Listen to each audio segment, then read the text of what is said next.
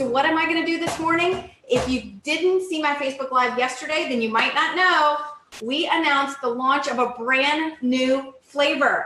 It's called Mocha Latte. It literally tastes like a Starbucks Frappuccino without all the junk. So it's our regular, famous, fabulous Paleo protein powder with the grass-fed, pasture-raised, hydrolyzed beef, and then it's in a mocha flavor, a tiny bit of stevia and mocha flavor. So it's just like if you're missing your iced coffee, this tastes just like a mocha latte, but without caffeine and without actual chocolate in it. So it's natural flavors, nothing artificial. It's amazing. So if you've been doing the Myers way and you're missing your morning coffee, this is what you're going to love.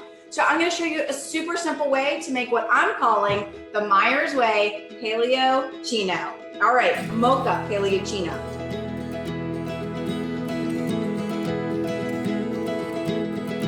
So it is whatever kind of alternative milk you want to use, 1 cup.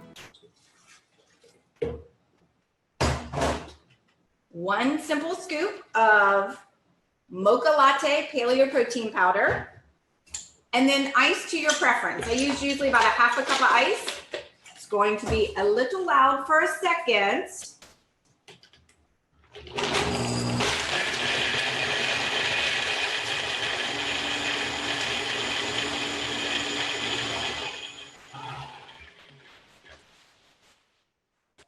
Voila. You can also use a shaker bottle if you want, but this, of course, mixes up the ice. It's delicious. So here, you hear Elle in the background. She loves smoothies.